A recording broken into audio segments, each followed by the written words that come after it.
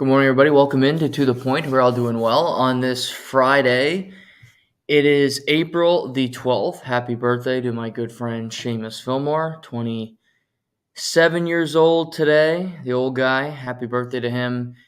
And today we have lots to dive into. We're going to talk about the Masters, day one, although they didn't get the whole thing in because of inclement weather.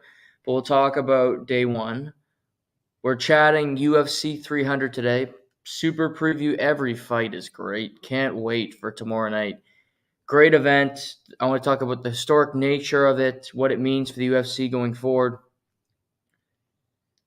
Baseball news with Shohei Ohtani and his translator and what's going on there. Sounds like Ohtani might have just been in the right the whole time. NHL news, Sidney Crosby. Watching him last night, the greatness and willing a really bad team to the playoffs. I want to talk about that later on in the show. Noah Hannafin re-ups with the Vegas Golden Knights. So we have some news. Slavkovsky, he's going to get to 20 goals. He had a hat trick the other night. Montreal, bad season, but bad team. But I like his second half of the season. He looks good. But let's start at Augusta. Augusta National. Day one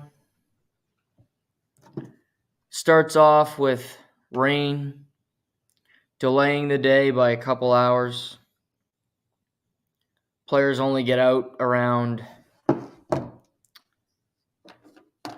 10:30 was the first tease. And for the rest of the day, the weather was good. Nothing too crazy. And you saw some guys have some really good days. Leading off with Bryson DeChambeau, who leads the Masters after one day with a -7 score. Finished the 18 as he played in the morning. He was dialed in. He was -3 after his first 3 holes. Hitting the fairways, not making big mistakes. He can still drive the ball a ton, but he is taking a little bit off, trying to be more strategic with the way he's playing golf at the moment. He looked great. Nicholas Højgaard, who's through 15, he's at 5 under par from Norway. Danny Willett, former Masters champion, maybe the most unlikely Masters champion in history. He goes 4 under. Max Homa's 4 under through 13. He's playing in the Tiger Woods grouping, so he's still got a few holes to go. Ryan Fox, Cam Davis, both at 3 under, a pair of Australians. Corey Connors, the Canadian, is inside the top 10 at 2 under, alongside Ben On, Joaquin Niemann, who I picked to win the tournament, Will Zalatoris, Patrick Reed, Ludwig Aberg, Tommy Fleetwood. So there's some names at the top of the billing that are quite impressive. I want to start by talking about Scottie Scheffler, who's currently in second place, shot 6 under yesterday, had a really good day. And it's kind of historic how good he's been. Over the last month, he's had a round at Augusta, at the Players, and at the Arnold Palmer, where he went bogey-free. 54 holes of golf, 3 different golf courses, where he did not have a bogey. He's playing at such a high level. Par 3 16th, he puts it within about 2 feet, taps that one in for birdie. Missed a birdie on 17. But no mistakes. He's the best ball striker in the world, and it's not even close right now. So dialed in. He was the favorite for a reason. Yes, he's not leading the tournament currently, but he is so consistent day after day after day. He's won this tournament before. And I just think he deserves praise because he just doesn't seem... He's figured out his putting. Took him some time. but he's figured it out. He's still not perfect, and he probably never will be because he has to have some flaw to his game. But he's the best golfer in the world. Comes to the course, attacks it, looks fantastic. And one thing about this course compared to, say, 30 years ago and the way golf's played, a 570-yard par 5 would be a huge hole for Jack Nicklaus and players of old because they didn't hit the ball that far. Now for Rory, Scotty Scheffler, DeChambeau, these guys on a par 5, 570 yards, they're hitting the ball 345. And you're getting it on the green, likely on your second shot, and you just see if you can possibly have a chance for eagle. And there was 4 eagles yesterday on the par 5s. And like Ryan Fox, who's not a well-known player, not a guy that comes to mind when it comes to a great golfer, he eagled yesterday. Zalatoris eagled yesterday. So these par 5s are child's play for these players. Tiger Woods, obviously, he needs to take advantage of the par 5s. We'll talk about Tiger in a minute. But for the great golfers, those holes are too easy. So easy to get to. Par 3s can be tricky. Holes 12 to 15 are difficult. You don't want to make a mistake. There's water, lots of things that can go wrong. But with the elements pretty consistent, it looked like a fun day of golf yesterday for everybody. Talking about Tiger Woods, I thought Tiger looked solid in his return. Last time Tiger played golf was at the Genesis, and he left the course saying he was sick. They wheeled in an ambulance. We don't know how he left. He didn't stay for the remainder of the tournament, which he normally does because he hands out the trophy because it is his event. But he didn't do it, and it was weird. And the ambulance was there, but you could tell it was his back or his leg because he was hardly moving at all. But yesterday, he walked with purpose. He was smiling the entire round. Seemed to be legitimately having fun with his caddy. Had 1 bogey through 13 holes, which is incredible when you think about it. Was striking it well, still drilling balls down the fairway. I'm sure he'd like the par 5 12th back because he ended up parring that hole, and that's one you want to take advantage of. But for him to be 1 under through 13 is a win. It's a major win for Tiger Woods because he did it. Here's my concern. He didn't finish yesterday. And his group's a feature group with Max Homa.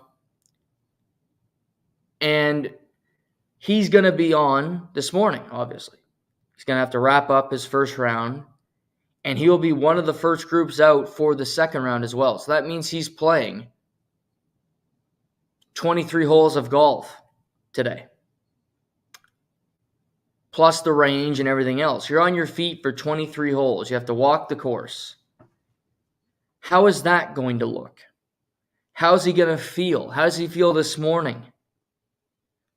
Because he's not playing golf consistently. He might be playing in Florida with Charlie and his caddy, but there's likely a cart, and there's likely he's in great shape. Don't get me wrong. He looks fantastic. He always does. It's Tiger. He's a professional. He's going to do that. Told everybody before the tournament he's not having sex to help prepare, okay? I don't know if that helps with the game because I think there's a lot of gentlemen his age out there that probably aren't having sex, that are playing golf, that are not playing too well. We'll see. Maybe that's the new way to go. We'll see. But that's the only thing that I'm concerned about. And I can't wait to watch him today because I got left Fredericton, travel, get back to Rexton. As you can see, I'm not where I usually am. And I got to watch him from hole 6 to 13. And he looked great. Made a couple saves where he could have easily bogeyed, but he put himself in a better position, ended up, escaping the hole, if you will. And it's not vintage Tiger Woods because he's in his mid-40s, and he won't be vintage Tiger Woods again. That's just the nature of the business. But if you can play rounds, if you can get through, if you can play it consistently, like Phil Mickelson can, who's still playing golf routinely on the LIV Tour.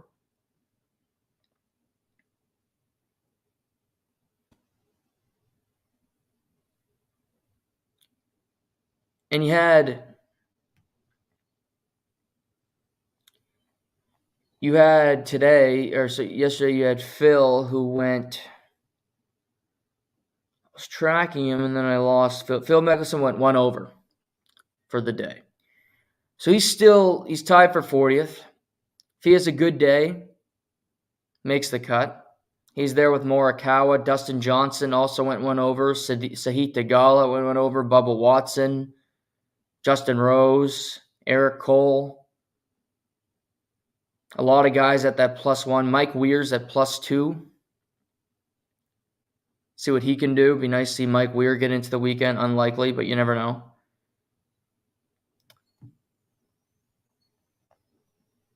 But do I think Tiger's going to make the cut? I do. I think he'll have a decent day today, a good enough day to get to the weekend. If he makes the cut, it'll be the longest streak in Masters history of continued years of making. I think it'd be 24 straight years, something like that. Tiger's made the cut at Augusta National. He knows the course so well. He's won it 5 times. He was never a serious threat to win it. If you thought that, you're a Tiger homer and you don't know what you're talking about. But do I think he'll make the cut? I do. Have a good enough day to make the cut. Hopefully get through the weekend. Look healthy doing it. And have himself prepared for the other majors this year. And hopefully he can compete in all of them. That's what you want. Sometimes it's just nice to see Tiger, Phil Mickelson play golf. You don't think they're going to win. Although Phil did win at 50, but that was crazy. But you see them out there. You see them if you're on a Saturday morning. And you're like, oh, I can't wait for these main guys to get out there. At least you get to see legends of the game play golf. LIV versus PGA. It's still there, certainly. Bryson DeChambeau being a LIV guy leading the tournament is interesting. Because then you had Wyndham Clark, who did not have a good day yesterday. Put one into the drink on 15, ended up double bogeying that hole, finished the day 1 over. He had some comments. He said, a reporter asked him, do you think you're out of it because you're 8 strokes back of Bryson? And Wyndham Clark said, no, I don't, because they only play 3 rounds. I play 4. So I think I have the ability to come back. Taking a shot at the LIV Tour and their structure, which is all fair. Love it. Great comment. Wyndham Clark, personality, probably a little pissed off with his day. All for that.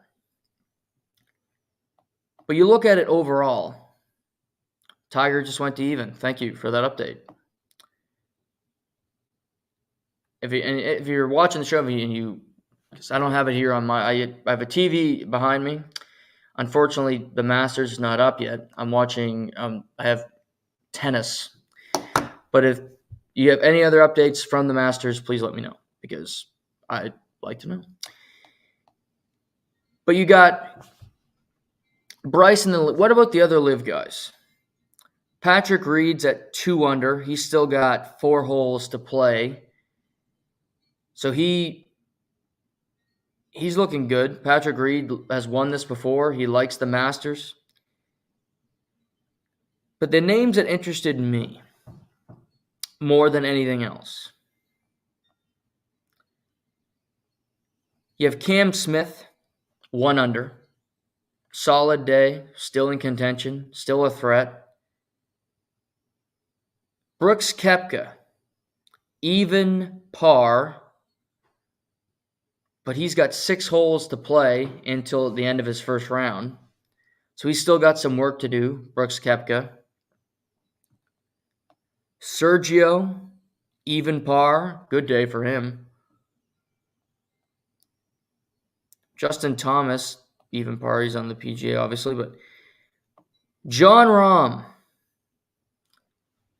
the reigning champion of the Masters, 1 over for the day. Bogeyed 3 of his last 5 holes, including 17 and 18. Back 9 shot a 39, not great. He didn't look sharp. Didn't look really that sharp at the par 3 tournament either. We have Jon Rahm, Morikawa, Dustin Johnson, Phil, Wyndham Clark, all at 1 over, all major champions. Jordan Spieth, multiple-time champion, winner of Augusta National, he's at 2 over. As his major drought, his major play has just dipped year after year. My guy Ricky Fowler didn't have a great day. 4 over, won the par 3 contest, but he's having a tough year. A couple double bogeys yesterday. Nick Taylor, the Canadian, +5. Woof.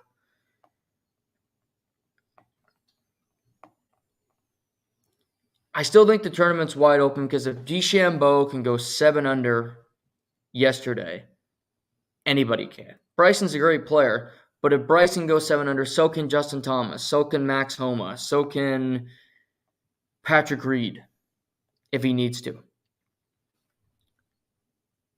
There's some great players, don't get me wrong. But do I think Jon Rahm's out of it 1 over? I do not. What would worry me more is Scheffler, and I don't see Scheffler having a plus day. Having a day where he finishes with, minus. I don't think he'll just go 1 under for the tournament myself, for the second round.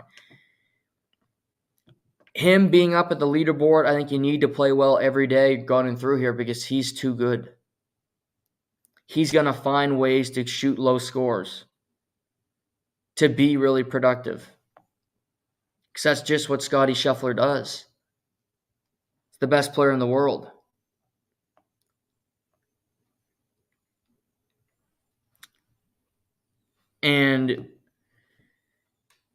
But for Victor Hovland, Cam Smith, McIlroy, who's 1 under, which for him is a really good score because he's struggled at Augusta to stay in contention. And yes, he's 6 shots back, but I think he's still in it.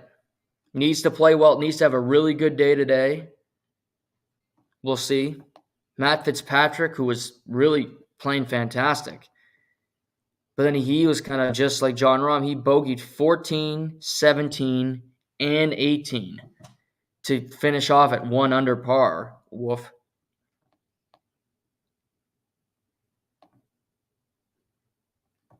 But still open. I had Joaquin Niemann winning the event. He's at 2 under.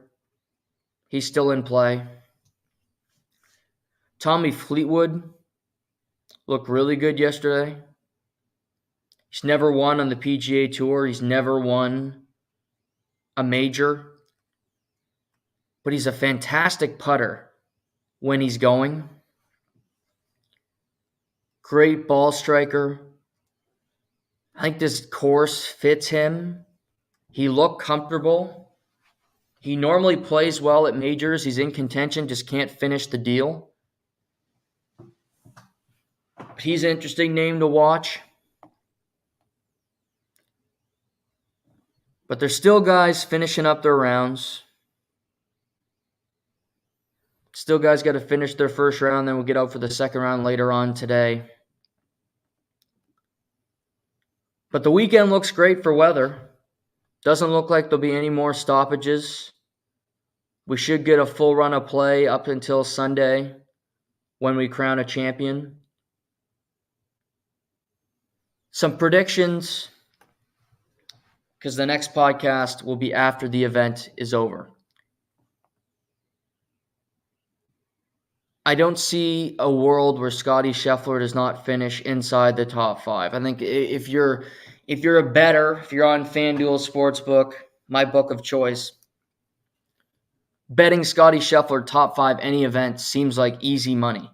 He does it every time. He's the best player in the world. He's in solo second as we speak after day 1. He will remain consistent. I like Scotty Scheffler to finish inside the top 5. I don't think Bryson DeChambeau, despite going 7 under, will be inside the top 5 when this tournament's over. I think he'll fall off. I think you could see him shooting a plus today. He looked really good yesterday, but he's inconsistent with that driver. I don't trust the Live Tour and all that junk. Let's see, Hatton, who's tied for 6th, will double bogey at 15, bring him to 1 under. Koepka just missed birdie chance. Thank you for the updates. Yeah, Tyrrell Hatton. Side note, if you just like golf and you want to watch entertainment, watch Tyrrell Hatton. Find him on a screen, get in on him, and just watch his group. He is so entertaining because he plays like you and me would play. We hit a terrible shot, we swing our club, we swear, we kick the ground, we act so immature. He does the exact same thing. He's so emotional. He gets so irritated. And I love him. Tyrrell Hatton's entertainment. It was a shame when he left the PGA Tour because he's another personality. He's just a guy you look at and go, okay. Yeah, that's Tyrrell Hatton.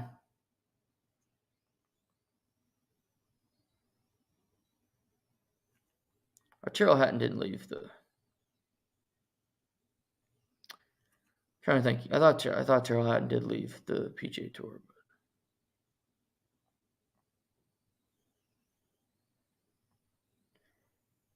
Yeah, he did. I was second guessing myself. I'm like, Tyrrell Hatton did go for Live from the PGA Tour. But yeah, unfortunately he did because he's awesome. I love Tyrrell Hatton. He loses it constantly. Other predictions for the weekend. I like Tommy Fleetwood. Top 10 finish. Could be higher than that. If you want to take, you can get him at plus 10, get him at some plus money. Do it. Top 5 type finish. I like that. Again, Joaquin Niemann, for me, I said he'd win the event, so I'm not going to back off of that. I like him to finish inside the top 10. Push for a chance to win, potentially, if he can go low today. Zalatoris, sneaky good. He's found his putting edge a little bit. He was having a great day. Then he bogeyed 7. Like a lot of guys, they get to 17, 18, they self-destructed. He bogeyed 17 and 18 yesterday. He was at 4 under, finishes at 2 under. Still a good round. Saying that Corey Connors will be the low Canadian is a bit of a no-brainer at this point, with Nick Taylor going 5 over yesterday. Corey Connors being 2 under. The only guy otherwise is Mike Weir. Adam Hadwin +3. The Canadians did not have a great day. Tiger will make the cut. Let's see, any of these even guys. Koepka, still even par. I don't think, it might not be Koepka's week. He could get hot, though. You never know. He's one of the best players in the world, loves the majors. Justin Thomas, even. Don't trust him. I'm not telling you anything about Justin Thomas. New caddy, is just some weird vibes there. But I do got Tiger Woods making the cut again. Phil Mickelson. I don't think Phil will make the cut. I think he'll have a tough day. I think he'll miss. Jon Rahm will. Wyndham Clark will. Dustin Johnson.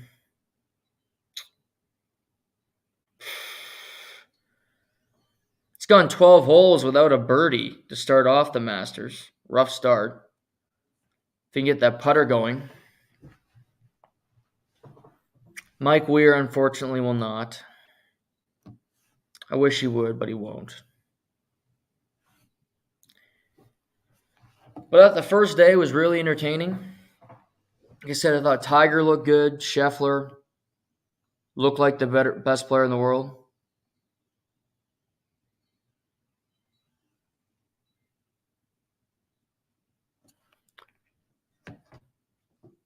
But I think it'll be a fun weekend. Good weather, great golf course, great golf, wire to wire today with guys ready to play.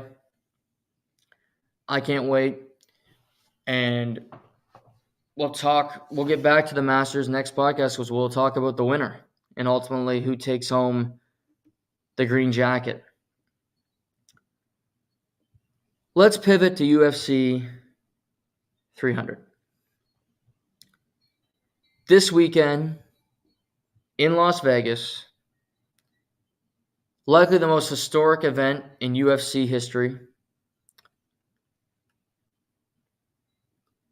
299 was a great show in Miami. Sean O'Malley, Cheeto Vera, Gilbert Burns and Jack Della Maddalena, Dustin Poirier knocking out Benoit Saint Denis.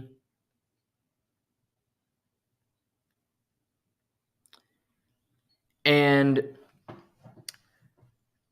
while I think 299, you could argue, is a better card, as I've looked into 300, as I've started to think about it, as I prepped for today's podcast, I'm not so sure 299 is. Because from the first fight until the last fight, there is entertainment on this card. And I'm going to dive in from top to bottom. Let's start with the first fight of the evening. Bantamweight fight between two former champions. Cody No Love Garbrandt and the former flyweight champion, Davison Figueiredo. This is compelling because both guys are fantastic strikers.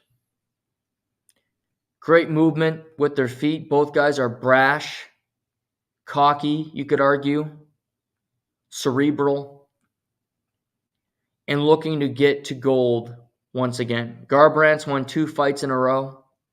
Got a finish against Brian Kelleher back in December. Figueiredo made his flyweight debut defeating Rob Font in really dominating and impressive fashion.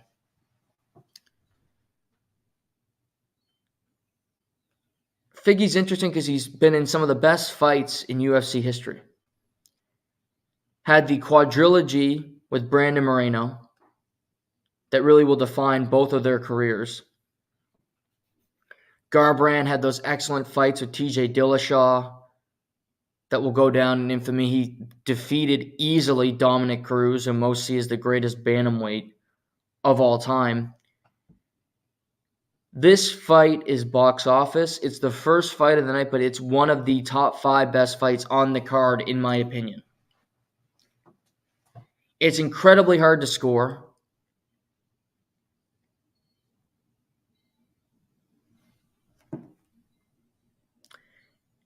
And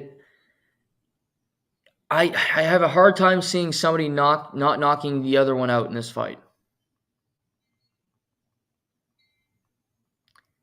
I think we get a finish to start the night. Because both these guys punch extremely hard. They know how to do it in there. They're both experienced guys. Figueiredo is at a minus 320, pretty heavy favorite going in to this fight. Garbrandt's beaten some up-and-coming guys. This is his biggest competition in a long time. To me, Figgy's just a little bit better at this point of his career.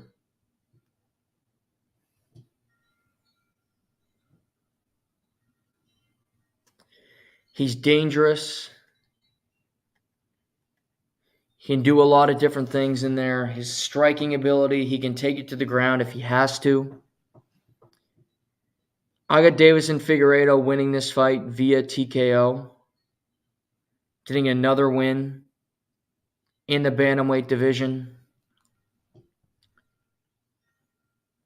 and improving his stock, rising up the ranks. To me, he is not that far off from getting a title opportunity because he's a former champion at flyweight, because every fight he's in is interesting.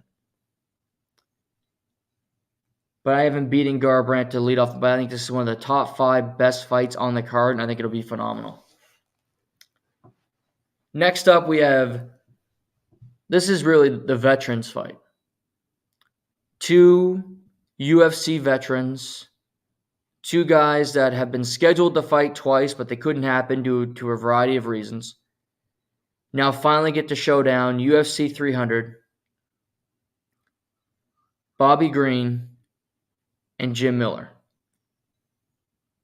Jim Miller fought at UFC 100, he fought at UFC 200, and now he's fighting at UFC 300.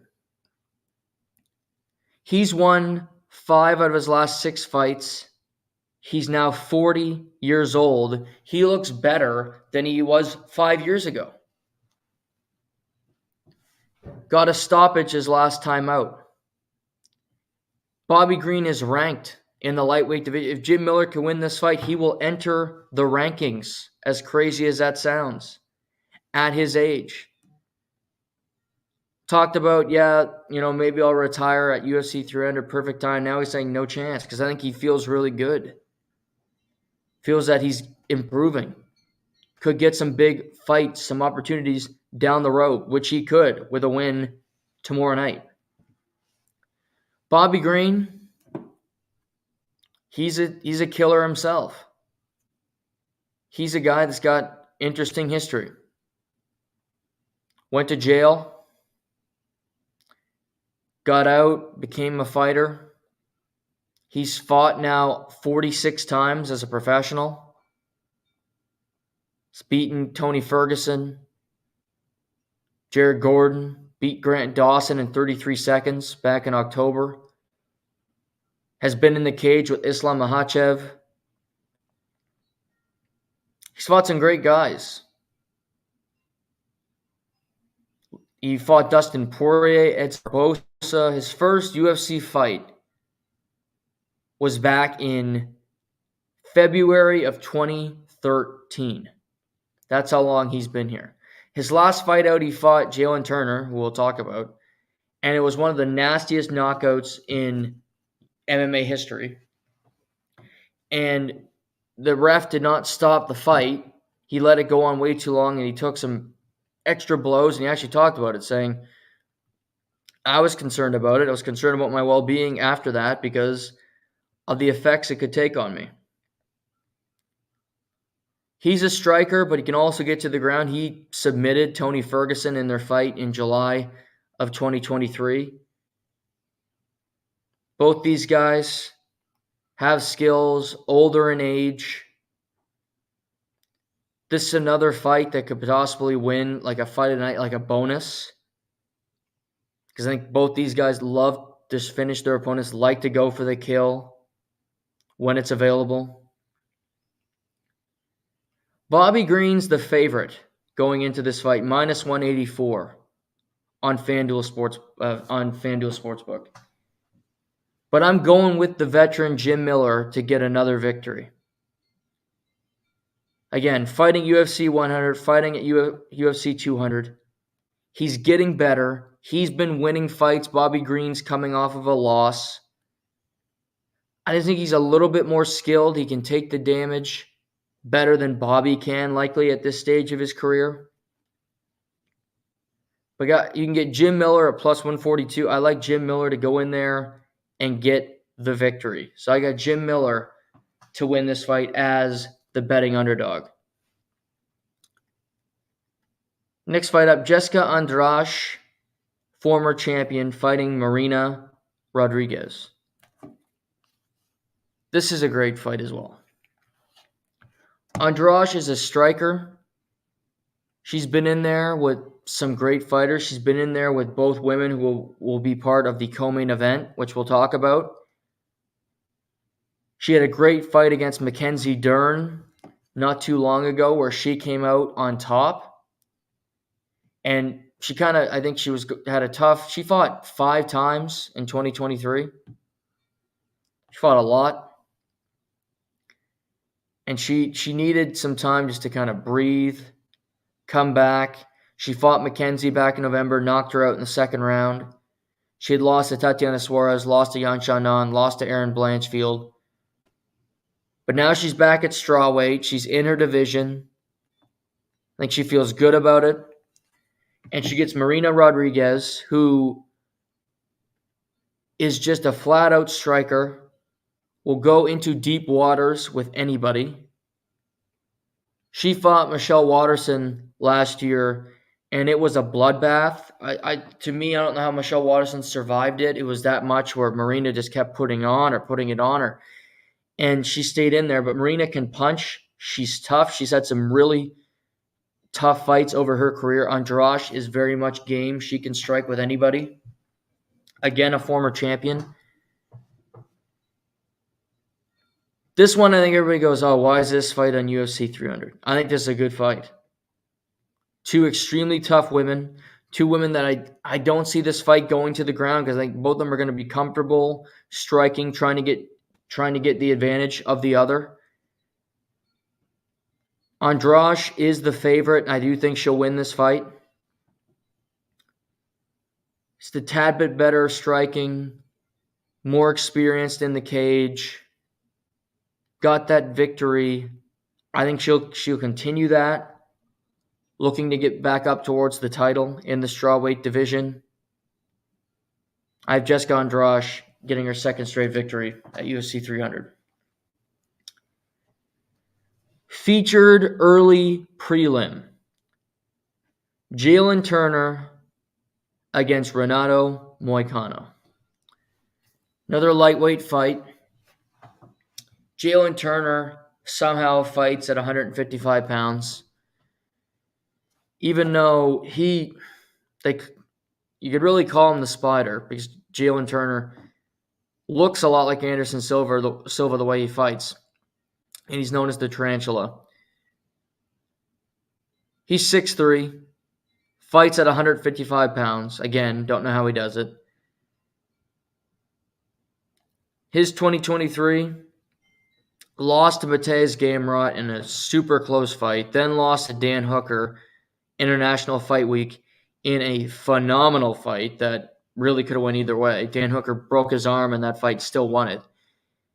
But back in December, he knocked out Bobby Green. That vicious knockout that we talked about.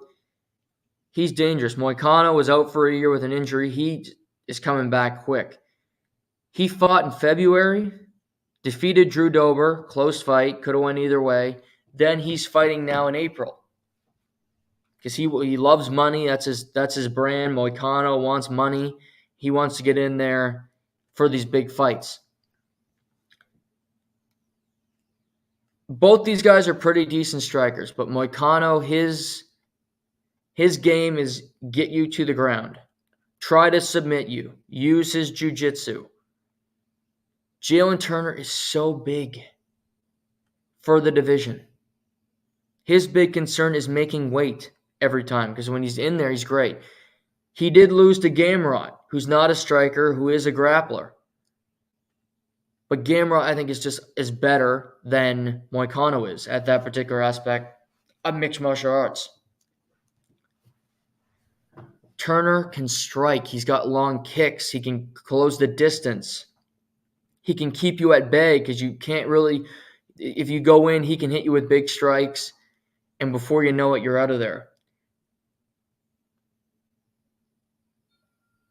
I like Moicano. I think he's great on his YouTube channel. His interviews are great. He's learned English. He's a phenomenal talent. And what he's probably going to do after MMA might be better than what he's doing in the cage. I think he could be a commentator. The world's his oyster, if you will. I think he's got so many different options. But I don't like him to win on Saturday. I think the Tarantula will go in there, again, keep him at bay, land strikes, leg kicks, and not allow Moicano to take the fight to the ground. And because the fight won't be on the ground, it'll be in the striking, and I think Jalen Turner will win. And I do think Jalen Turner could possibly get another knockout on his resume Saturday night. So I like Jalen Turner, who's minus 280 favorite, to win. Prelims. Diego Lopez, Sadiq Youssef. This is fun. Featherweight fight. Diego Lopez is a star. If you don't know about him, you're going to know about him after Saturday. He took a fight on short notice against Movsar Evelev last year. He was unknown. He was some guy, and Evelev was undefeated, and you expected Diego Lopez just to go out there and get his ass kicked, collect a check, and move on. Well, he didn't do that. He went 15 minutes. 2 separate times I thought he was going to win the fight because he had him in a rear naked choke, and then he had him in a leg lock that Evelev did say I was close to tapping because he was in significant pain. But Diego Lopez showed something, showed a ton of heart. And again, Evelev still has not lost. Undefeated as a professional mixed martial artist. And Diego Lopez then went on to win his next 2 fights via finish, by the way. And now he's getting his first opportunity to fight a ranked opponent. He gets Sadiq Youssef on Saturday. Youssef took a long time away from MMA because he had a significant knee injury. Returned to fight Edson Barbosa. Lost in a 5-round main event that was it was a war. He ended up losing the fight. No shame there. But to me, Diego Lopez is just a star. Not just in his personality. He's got weird hair, interesting tattoos. But his fighting style, he can get you out of there in a variety of different ways. Submission to Gavin Tucker. Knocked out Pat Sabatini. Both under 2 minutes in the first round for those next 2 fights.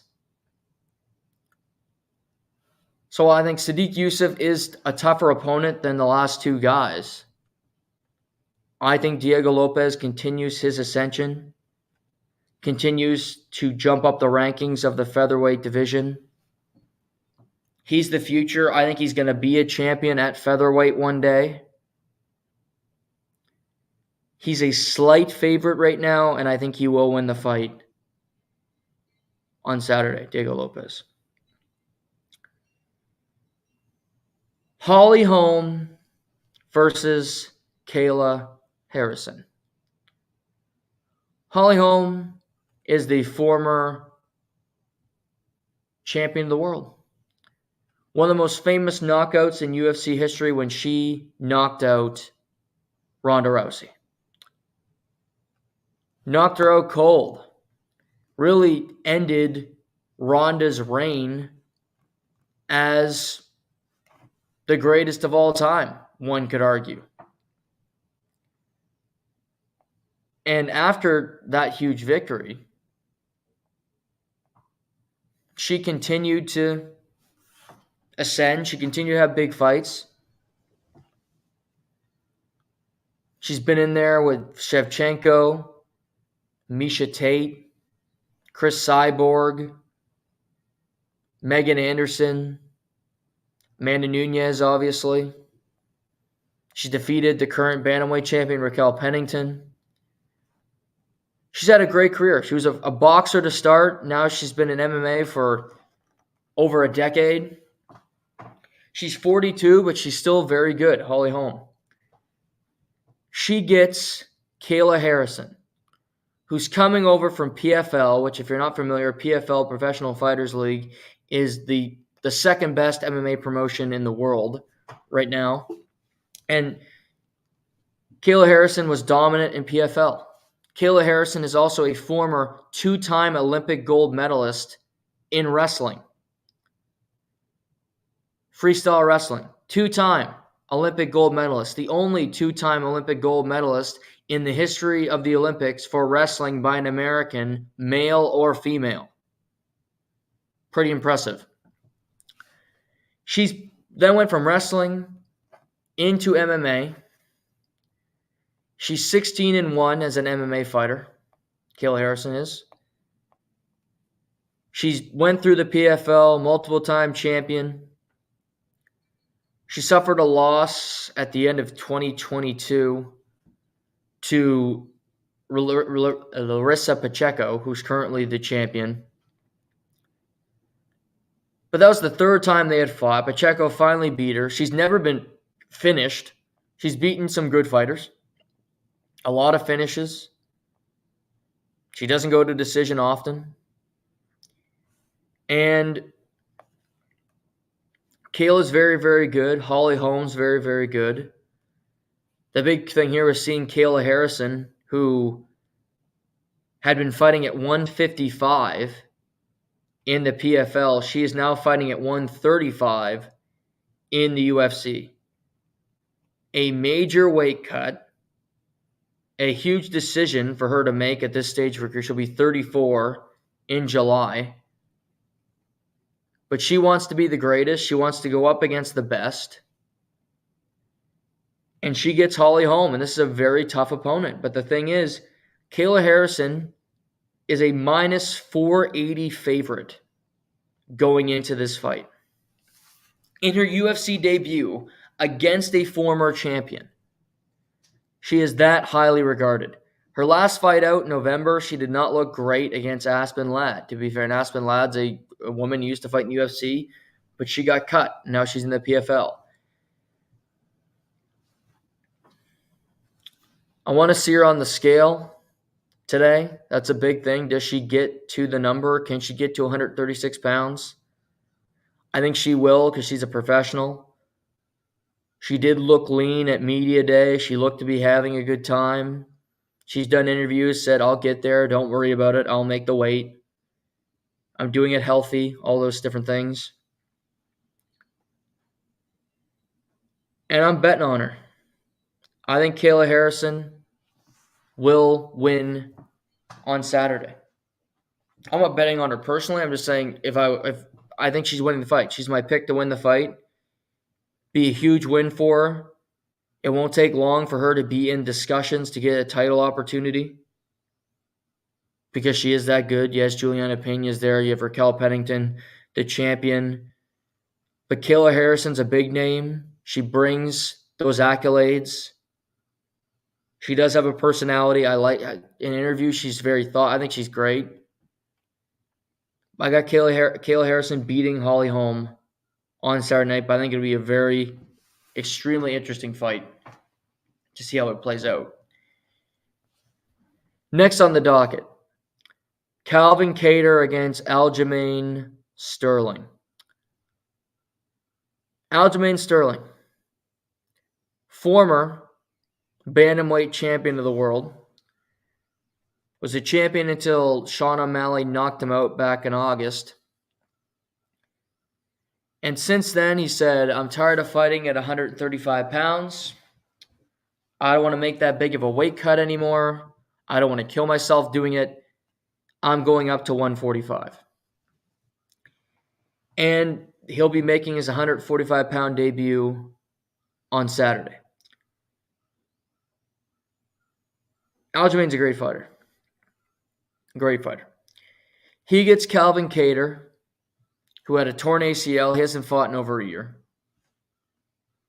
So both these guys with something to prove. You could argue with a Sterling win, he wouldn't be that far away from getting a title opportunity. Kattar's 36. Last time he was in the cage, He lost to Arnold Allen. Lost to Josh Emmett before that. He's lost two of his last 3 fights. Two very different guys. Aljamain's great grappling. He can also strike, but I think the main reason he lost to Sean O'Malley is because he didn't go to his strengths. He said, I want to go strike with a striker. O'Malley's a much better striker than Aljamain. He got hit on the chin. Before you know it, the fight's over.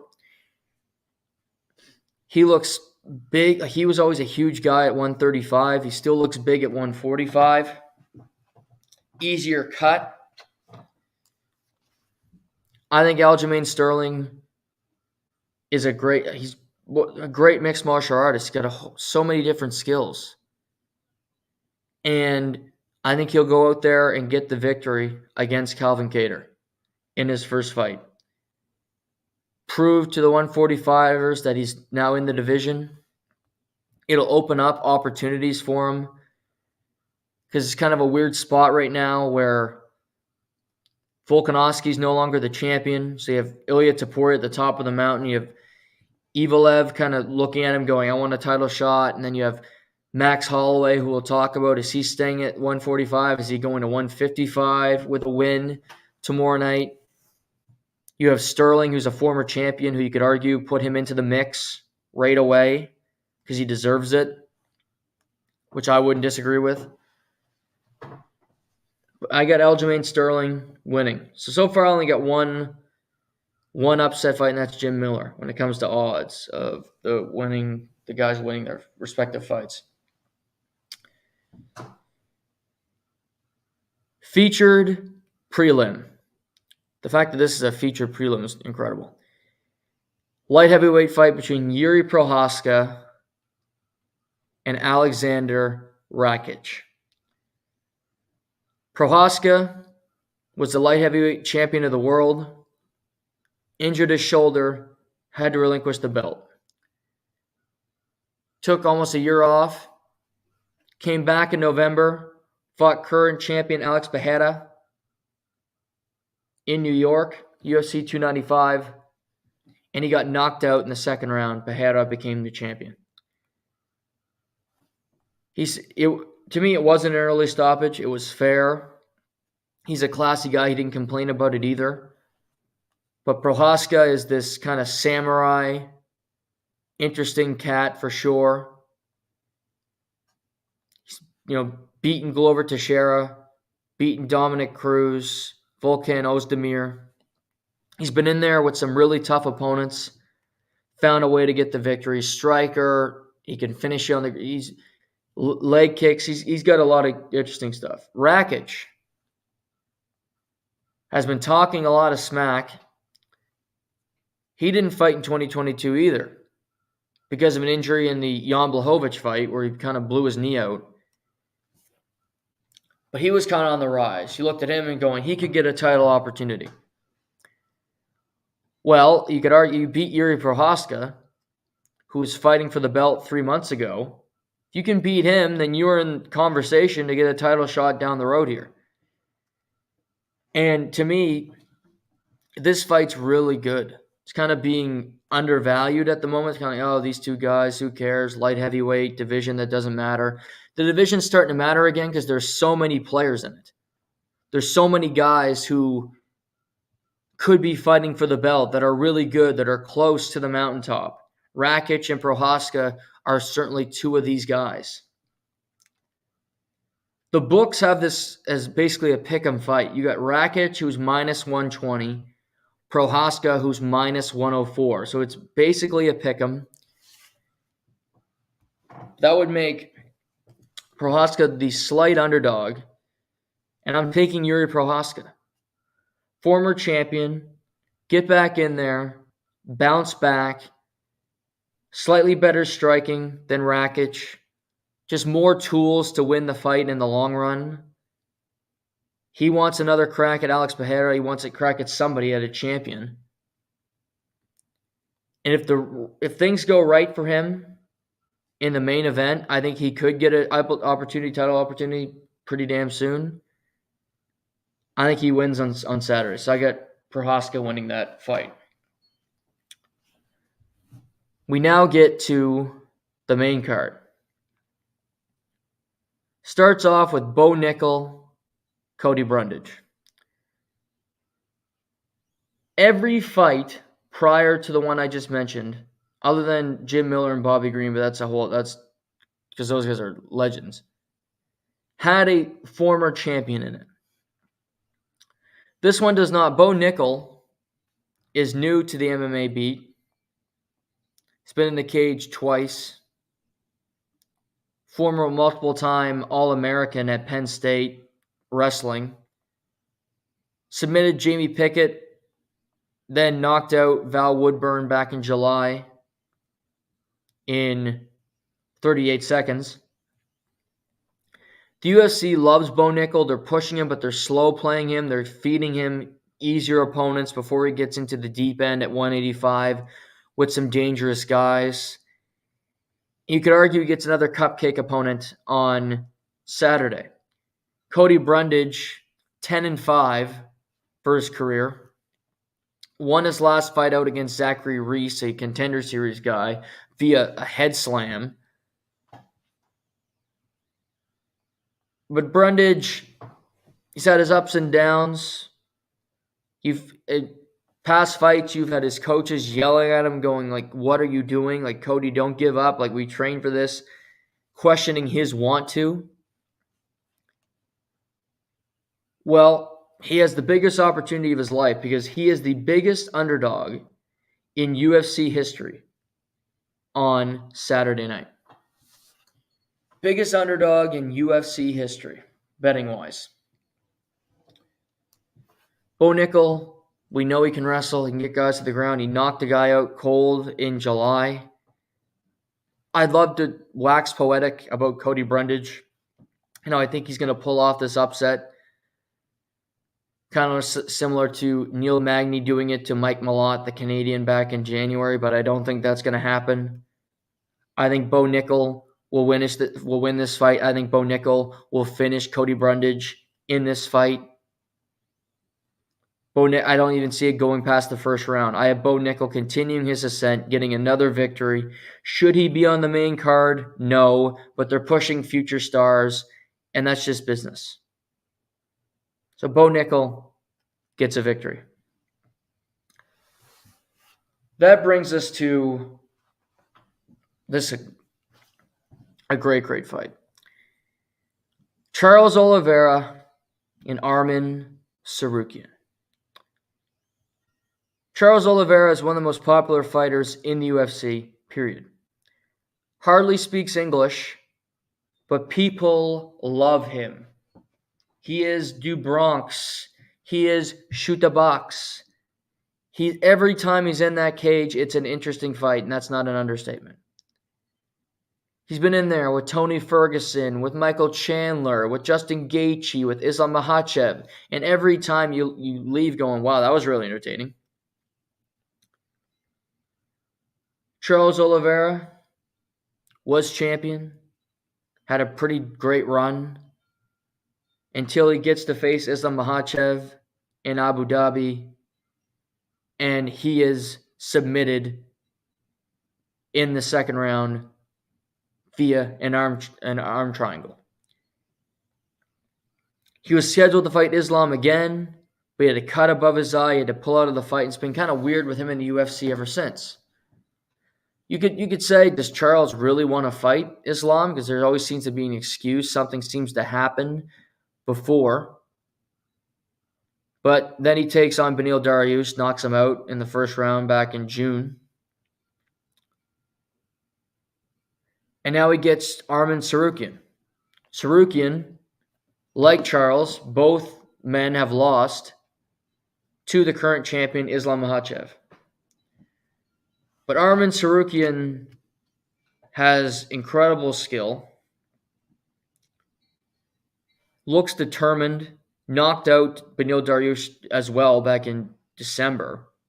Just a nasty knockout. Also knocked out Joaquim Silva last year. He's won his last 3 fights. Biggest opportunity of his career on Saturday. Charles he's knocked out Chandler. He submitted Gaethje. He has a lot of different ways that he can beat you. If you look back, got submitted by Islam, but submitted Poirier, knocked out Chandler. Decision, submitted Kevin Lee, knocked out Jared Gordon. So DuBronx is a dangerous, dangerous man inside the octagon. Sarukian, to me, is a striker that is dangerous in his own way. That's what makes this fight so interesting, is the car crash of two guys that just know how to fight. Two guys that really want that lightweight title, that feel if they win this fight, they will get an opportunity at the gold next, which you could argue they will.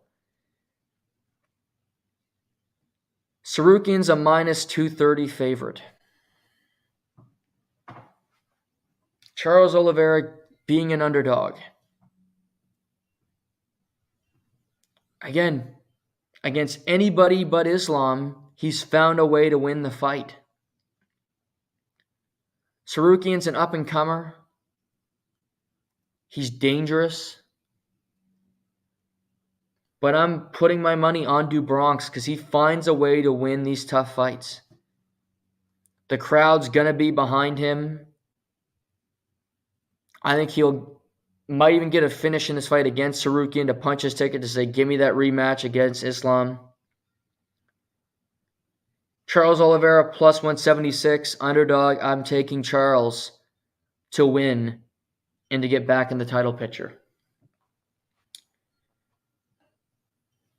That now brings us to his next title fight of the night. First title fight of the night, pardon me. For the BMF, the baddest motherfucker title. Justin Gaethje, Max Holloway. Two legends of the game. Gaethje has fought Poirier twice, Chandler, Charles Oliveira,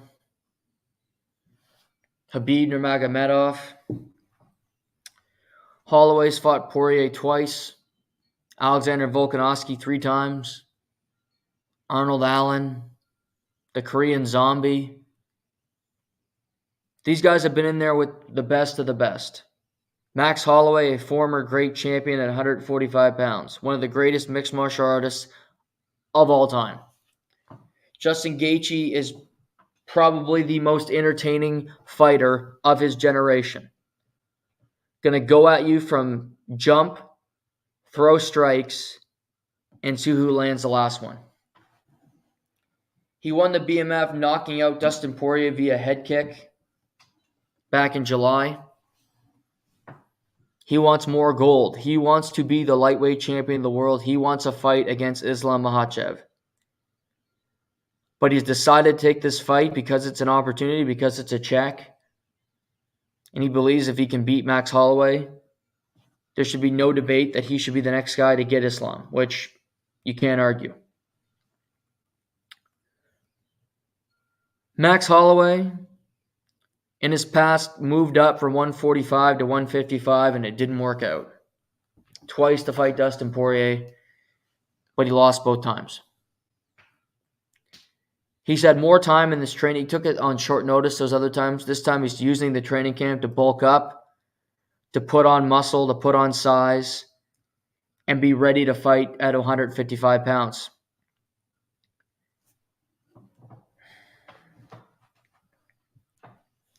Max Holloway has really endless opportunities if he wins this fight. Because I believe if he wins tomorrow night against Justin Gaethje, you could say he could fight for the 155-pound belt or 145. And that's really up to him. I think he would go back to 145 and fight Ilia Topuria. Do that event in Spain, do it anywhere. Max Holloway sells tickets. He's a fan favorite. He's a former champion. It's a guy Topuria has not fought. And that would be box office. That would do huge ratings for the UFC. Or he could go fight Islam at 155. with a win against Justin Gaethje. Well, I think if Gaethje beats Holloway, who else does he have to beat? It would be debate because if Charles wins, Sarukian, Gaethje, you have question marks at 155 pounds of who deserves that next title opportunity. Who's next in line? Gaethje after beating Poirier, after beating Rafael Fiziev, and then beating Max Holloway in under a year. That's an impressive trio of wins to go through those three guys, including two legends.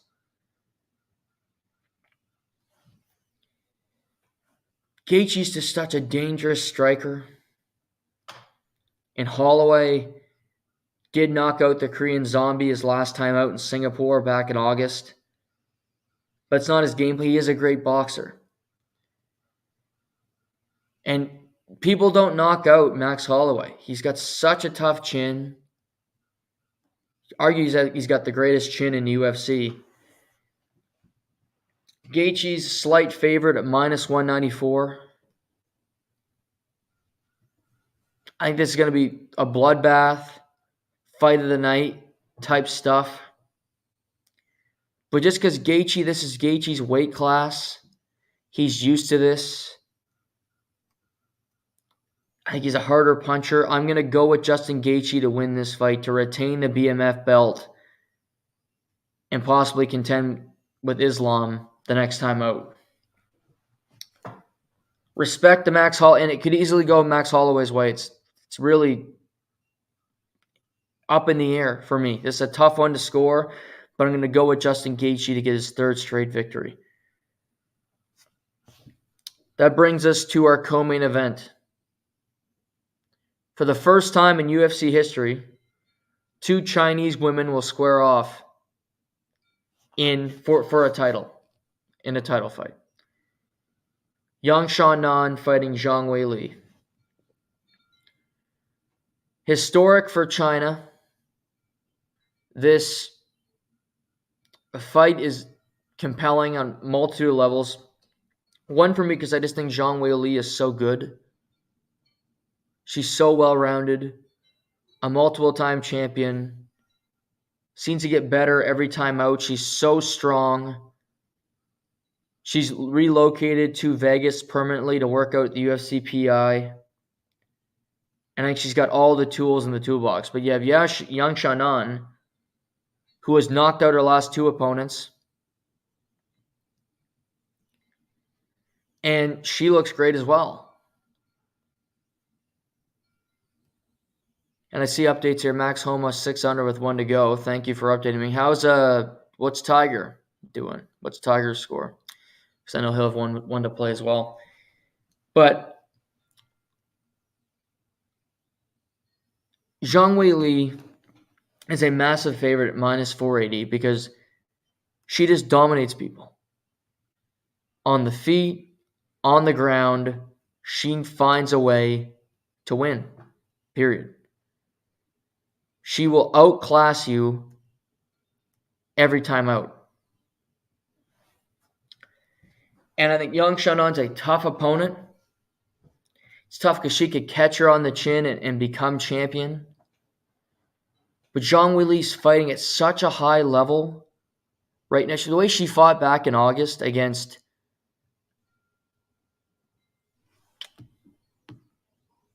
as I draw a blank, I remember watching, it was such a dominant performance. Amanda Lemos. It went 5 rounds, but she outstruck her something like 260 to 24, and that's not even an exaggeration. It was that lopsided. Two 34-year-old women, both from China, will put them on the map. I think Zhang Weili is an opportunity for this sport to continue to grow, for China to take on, to love the sport, to have more and more people come join it, watch it, appreciate it. But I have Zhang Weili retaining her belt because she's just that good. She's so impressive. We finally get to our main event.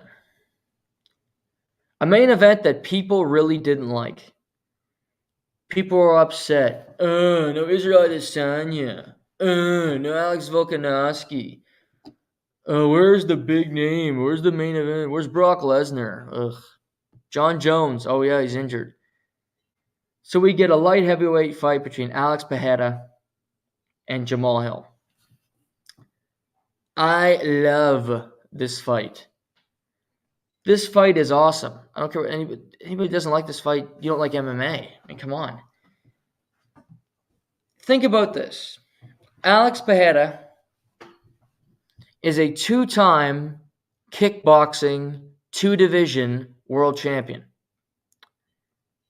He's a two-time two-weight division MMA world champion. Jamal Hill, All-American wrestler. Jamal Hill, former light heavyweight champion of the world with only one defeat in his entire mixed martial arts career. Two guys that like to strike. Jamal Hill, who's brash, you could argue, who's arrogant, but he backs it up in there. What's also interesting about this fight? Oh yeah, Jamal Hill won the belt against Glover Teixeira, who is Alex Pereira's mentor, who's his head coach, who will be in his corner on Saturday. Pereira was in Glover's corner when Jamal Hill beat him. This goes back years, this fight.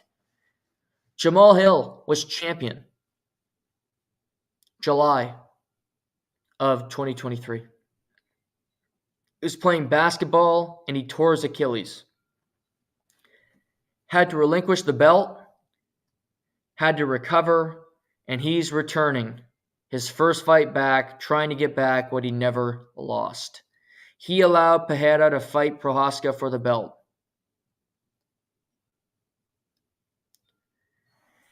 So, two guys that have a lot to do here. I think Pereira wants to go up to heavyweight to be a three-division MMA world champion eventually. Jamal Hill would like to be up at heavyweight at one point as well, but they have business to attend to at 205.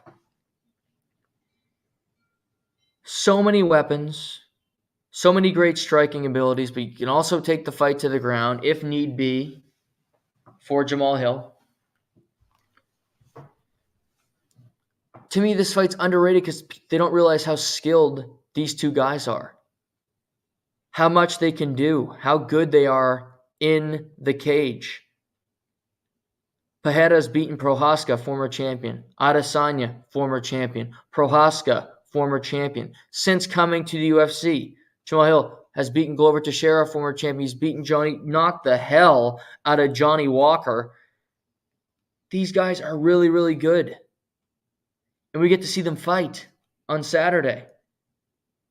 Pereira is a slight favorite at 136 to retain his belt. Jamal Hill, you can get him at plus 106 right now on FanDuel Sportsbook. Pereira is a striker through and through. A kickboxer by trade. That's what he originally started doing to get to MMA. Jamal Hill's from Michigan, fought his way for these opportunities, battled his way through, kind of kicked in the ass a few times along the way with some nasty injuries. But all that being said, I think Jamal Hill will regain his title on Saturday night. I think he's going to beat Alex Pereira, become the light heavyweight champion of the world once again. And really, I don't think a lot of people see this one coming. I think it's going to be a phenomenal event, a really good fight. But I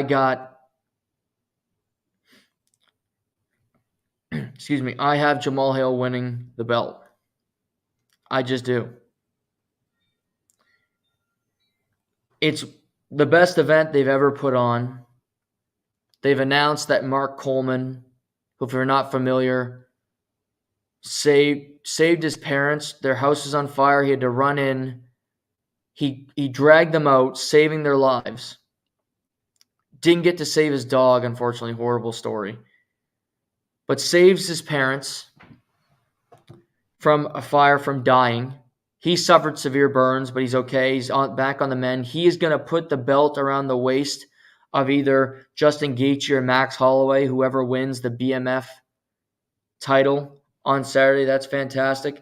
Also, any performers who get bonuses for fight of the night, performance of the night, knockouts, it's $300,000 for UFC 300.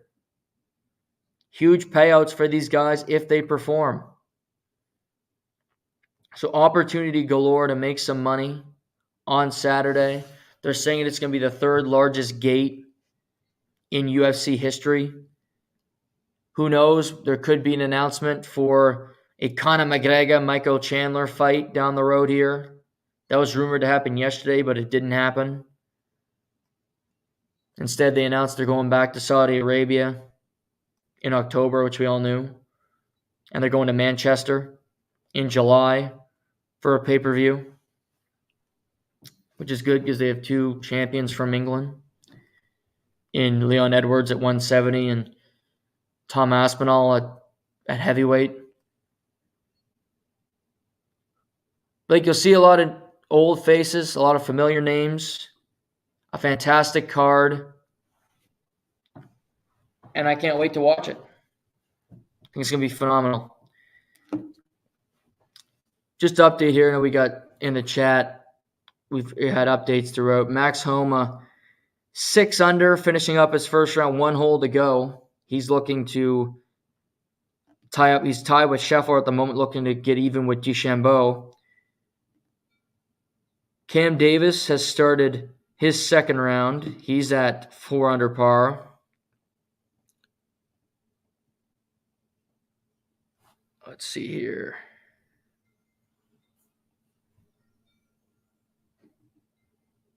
Tiger Woods still at even par as he finishes up 18 to finish up his round. We have some guys starting their second round while others are finishing up their first round, so that's ongoing at the Masters. I got to give some love to Sidney Crosby. Became the 10th all-time leading scorer in NHL history last night, with really an incredible performance against Detroit. It was a manic game. Pittsburgh had a 5-3 lead. They blew that, but they end up winning in overtime. Erik Karlsson getting the OT winner with an assist from Crosby. He had 3 points, almost up to 1,600 career points,